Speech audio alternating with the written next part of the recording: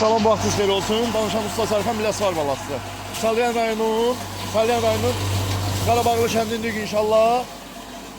Motorumuz 2.10 kilovat, 3000 abarot, 4 təkərimiz sarğı, 20 il saxlıdır. Üstündən qoyduğumuz sağ güzel idi. Abi, bu mənim videolarıma baxsan da sən, otu biraz buna çox atma, deyən niyə? Çox ata bilərsən. Yəni bu 3 kilovat, 4 kilovat, 4'də 2 kilovat yarımı birdən olur videonun baxasın belə. Yəni doğrayacaq ha onun işi, yəni yanmaz da inşallah. Mən bir dənə qıraqdan çəkiliş eləyim, siz atın inşallah. Allah'ın köməklə.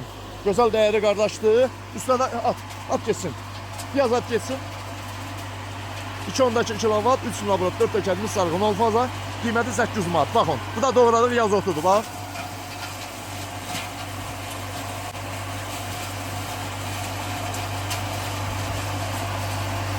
Danışan Usta Sərxan Biləsuvar balası.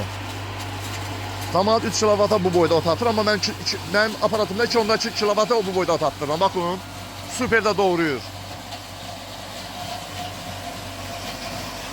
Nətər doğruyur? Əladır. Qardaş özdə sağ olsun, dəyərli qardaşdır, gözəl qardaşdır, özdə həvəskardır.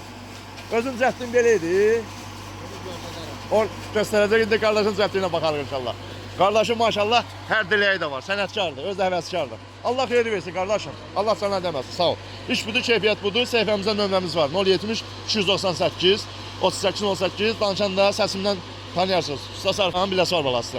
Bir ildə yəni zamanət var, bilirsən də, bir lərzində yağmur, xarab olun, birdən İraq, nəsə motorda problem oldu, göndər çəkmə, düzəldim, öpürəm.